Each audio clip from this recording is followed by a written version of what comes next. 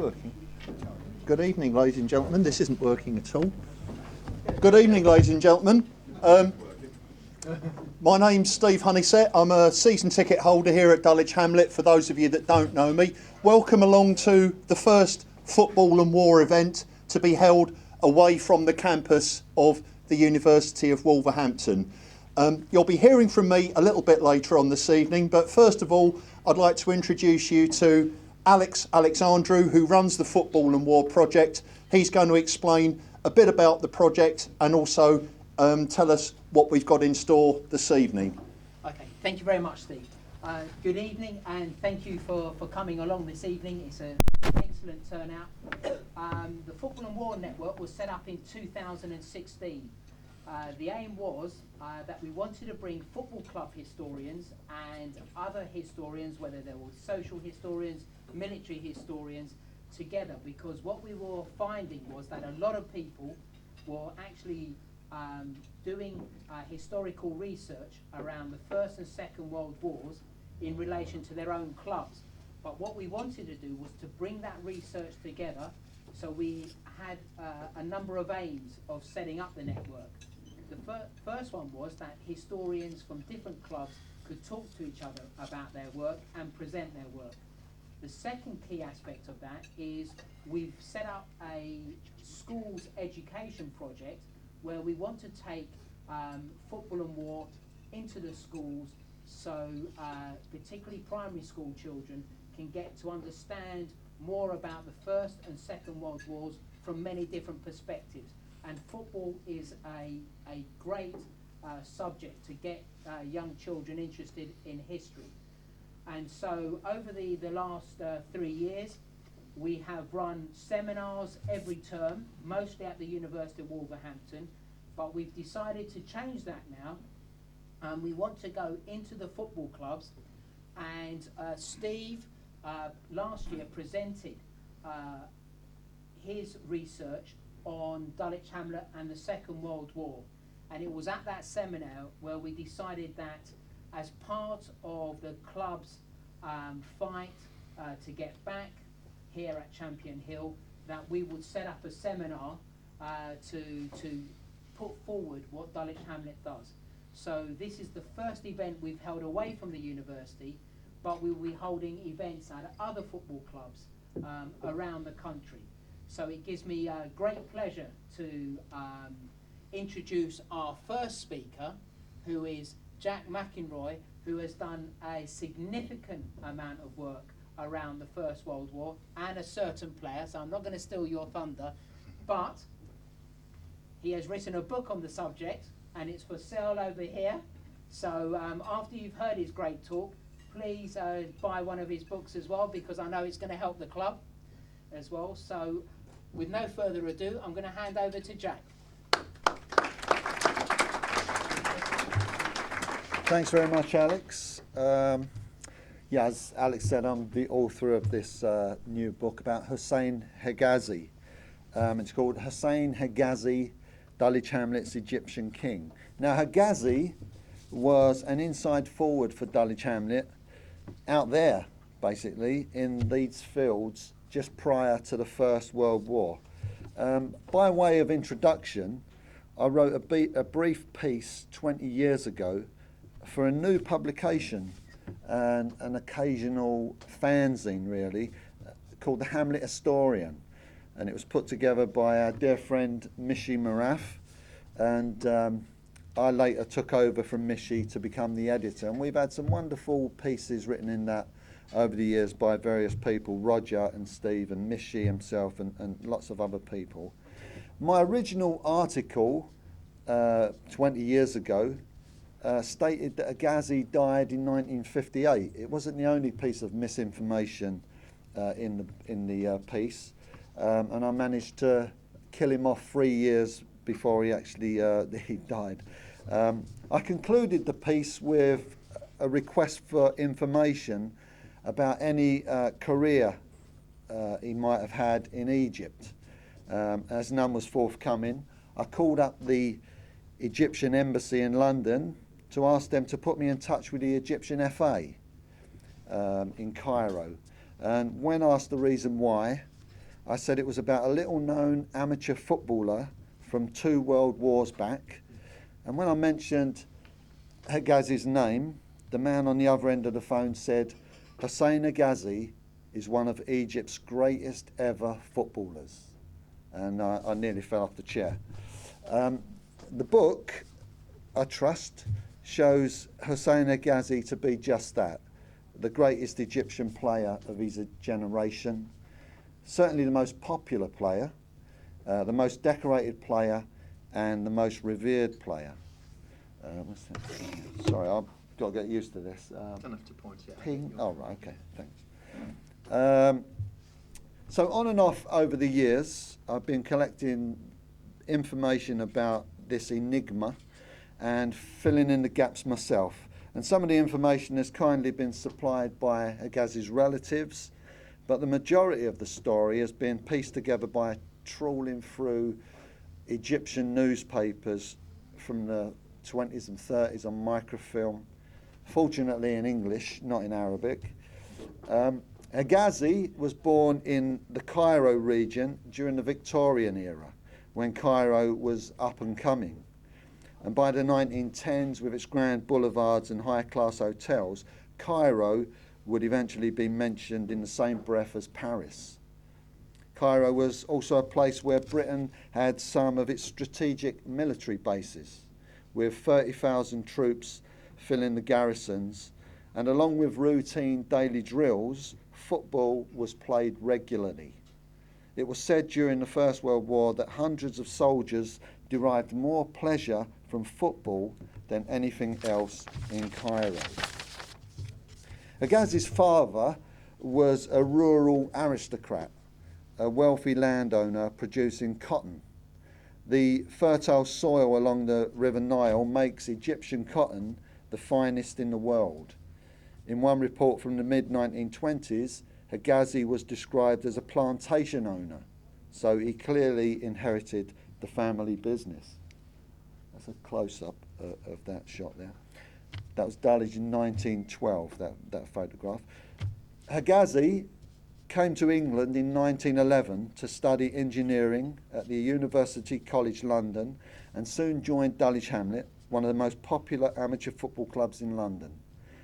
The club started out as a junior team playing in the local parks, rising to a senior level and a senior team that reached the semi-final of the FA Amateur Cup just a couple of years before Hegazi showed up.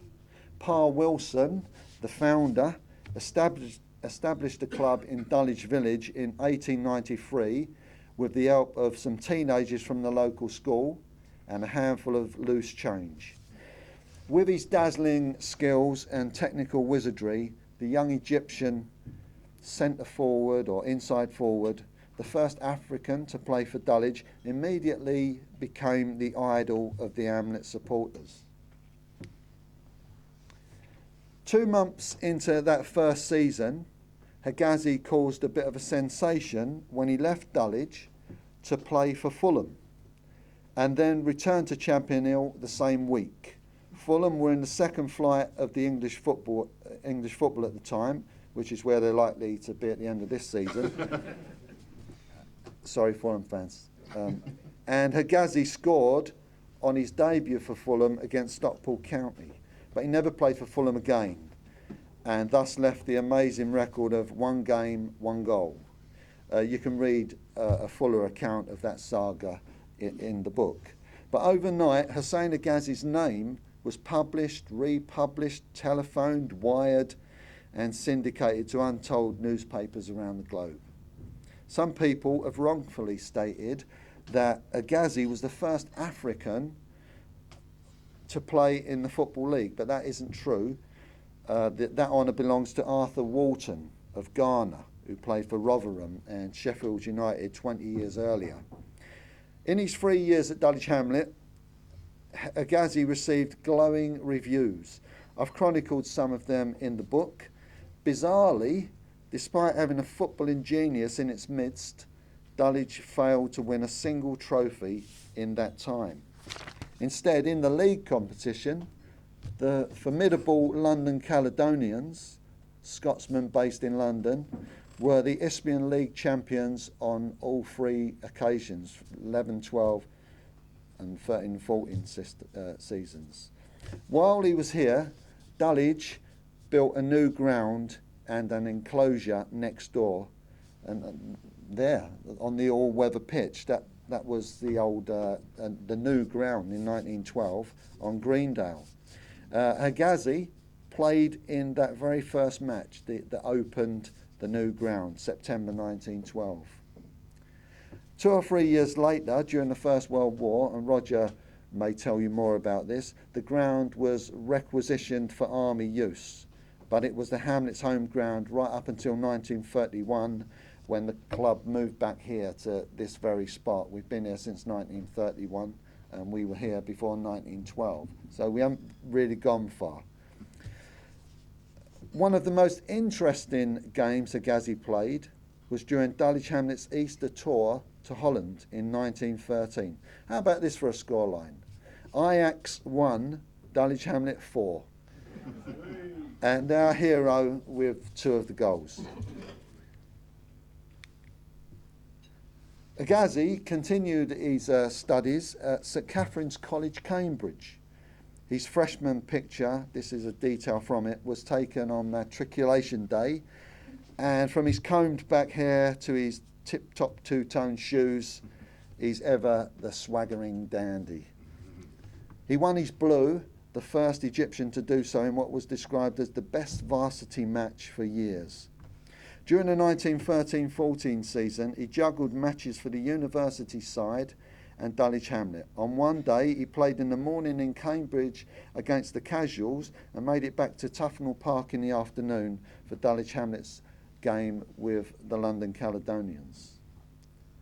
Cambridge's opponents included the Corinthians, the Casuals, Brentford, Birmingham, Ipswich Town, Chelsea and Northampton Town that season. And Hegazi played in all of those. In the Northampton side on that day was the famed Walter Tull. Before the year was out, Tull had enlisted in the British Army and served in the Footballers' Battalion. He became the first black military officer, but was killed in action in 1918. Hegazi also represented the Corinthians on 2 occasions. His final representative games were for the English Wanderers in a tour of the Basque country, northern Spain, against Athletic Club de Bilbao, the same club as today, and Racing Club de Irún. Alfonso, King of Spain, was in attendance at one of the matches, and he was so taken with the skill of the Egyptian, he said he was one of the greatest players he had ever seen, and he called Hegazi El Rey de Football, the King of Football, an appellation later used for Pele.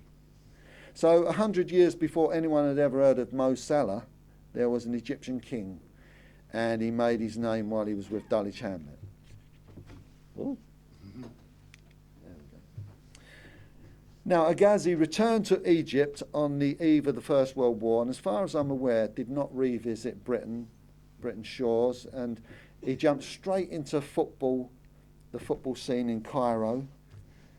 The most acclaimed footballer of his day assembled his own team, which he originally called Hegazi for Arts, but soon everyone referred to them as Hegazi's 11. These same players also made up the National Sporting Club team, and you can see the English letter in there, NSC, National Sporting Club, on the shirts in the photo. The national is Al Ahly in Arabic. Today, of course, Al Ahly is the most famous football team on the African continent. Hegazi knew Al Ahly well. He was one of the club's former players before he joined Dulwich Hamlet. Al Ahly was set up for the working classes, so to speak, and appealed to the masses.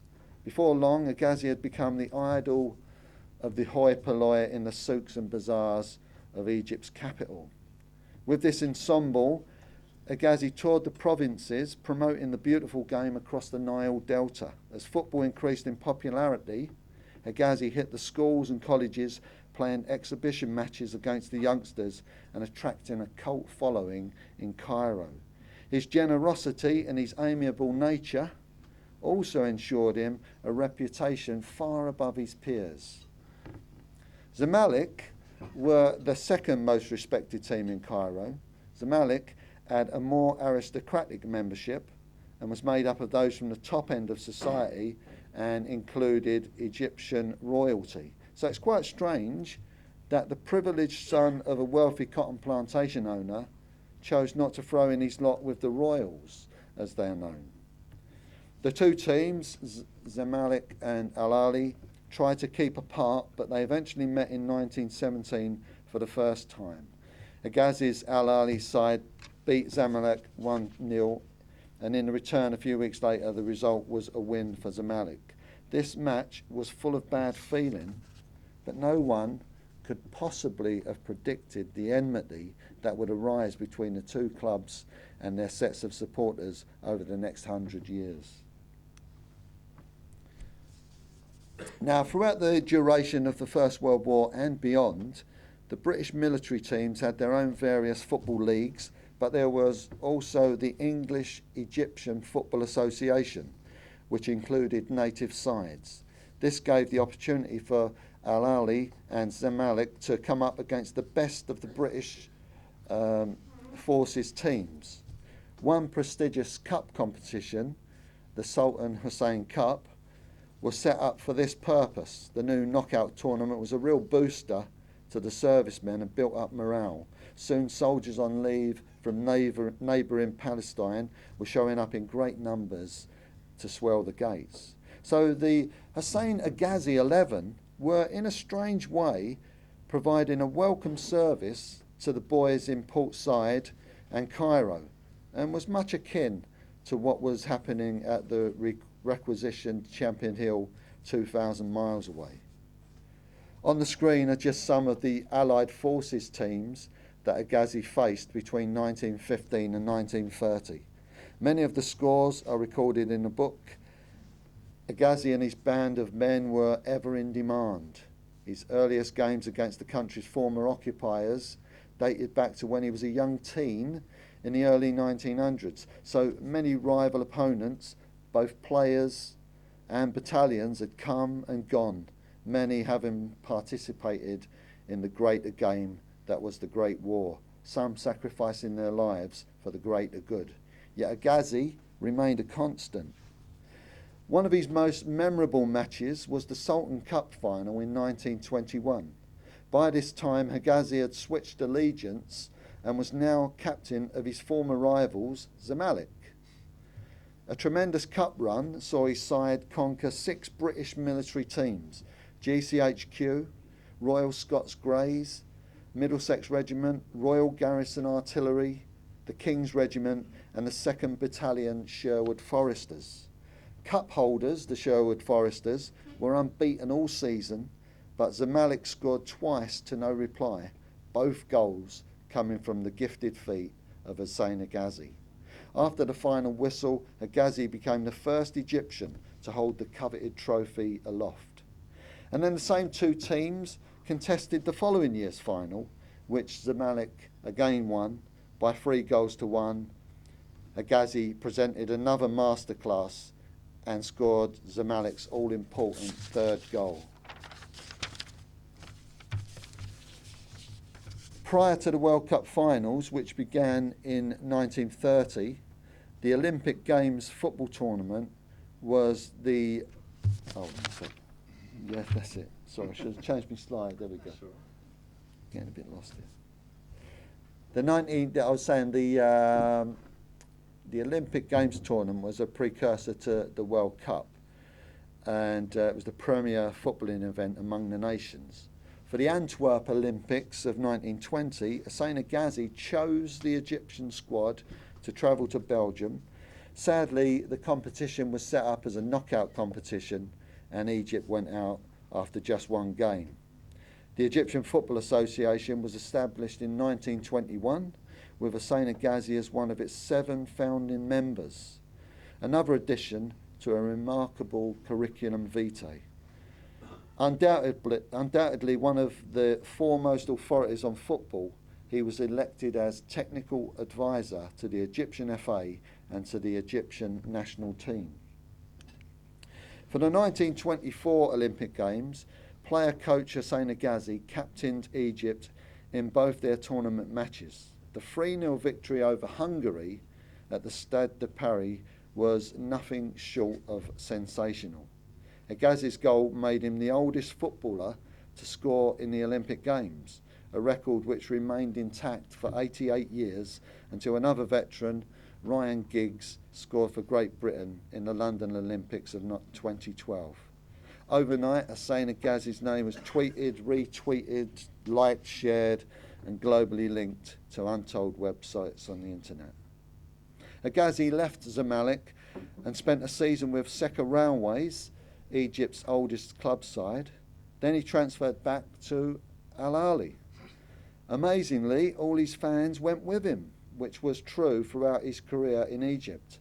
When he left the club to join another, the fans followed him to the new club. Now I think this was unique in global football. I found this quote in an Austrian newspaper after one of the top Austrian sides visited Egypt to play Hegazi's 11 in 1925. Hussein Hegazi is the idol of the people.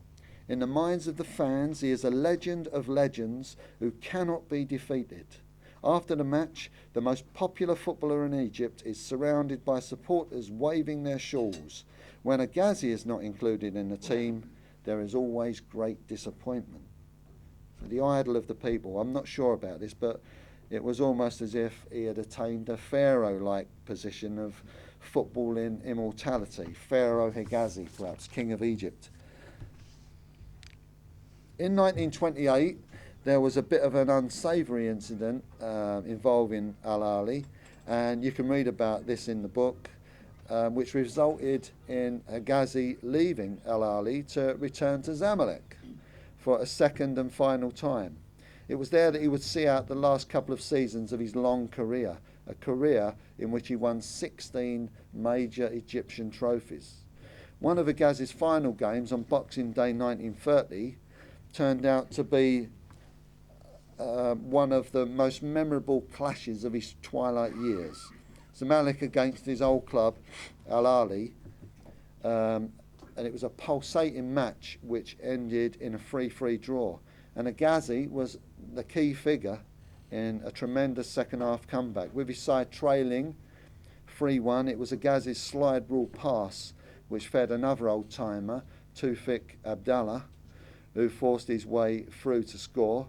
Then Hegazi, his eye